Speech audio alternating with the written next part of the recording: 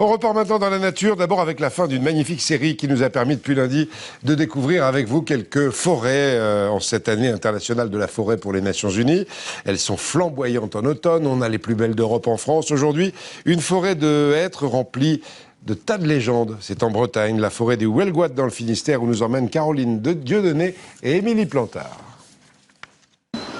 Si vous demandez aux habitants du Huelgoat où se trouve leur jardin, ils vous emmèneront probablement dans la forêt. Derrière les majestueux blocs de granit qui gardent l'entrée, les arbres tutoient les rochers, symbiose des éléments et des couleurs. Un paysage automnal dont on vient profiter en famille. La forêt du Huelgoat, elle est très particulière parce que en fait, c'est un magnifique terrain de jeu avec autant des rochers, des arbres, du hors-piste, des grandes allées en fait dans la forêt. Et puis il y a tous les fruits, donc les noisettes, les châtaignes. Les odeurs surtout, et les bruits de la rivière qu'on essaye de trouver sous les rochers avec les enfants. La tranquillité, le calme. Au pied des hêtres et des chênes centenaires, une cascade de pierres, c'est le chaos.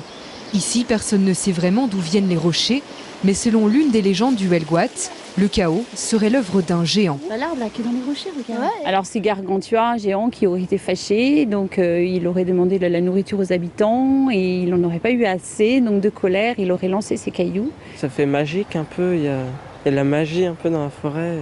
On se demande comment tous les cailloux sont arrivés là, les arbres et tout, comment c'était avant. Tous les promeneurs vous le diront, il y a quelque chose de plus dans ces bois, quelque chose d'enchanté. Claude et Rémi ont pour ainsi dire grandi dans la forêt.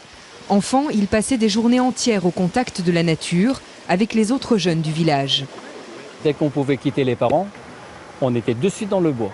On faisait donc des jeux de piste et puis tout ça, on se cachait. On essayait de découvrir toujours des endroits qu'on ne connaissait pas. Et Claude connaît tous les petits secrets du Huelgoat. Parmi les curiosités de la forêt, cette roche de 137 tonnes, seuls quelques initiés parviennent à la faire trembler. Beaucoup font le tour, beaucoup cherchent l'endroit stratégique pour essayer de la mettre en vibration, puisque c'est comme ça que ça fonctionne. Et il y a un endroit stratégique qu'il faut connaître.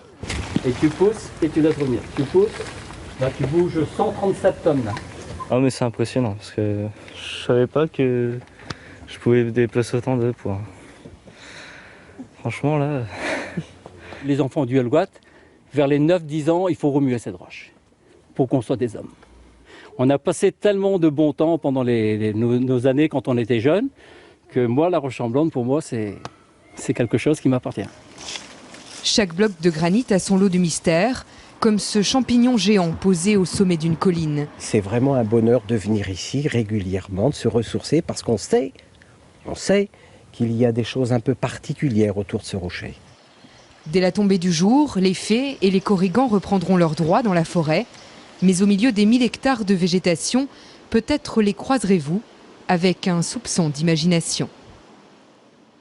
Effectivement, très très belles images aujourd'hui encore et toute la série à revoir, vous le savez, sur notre site internet.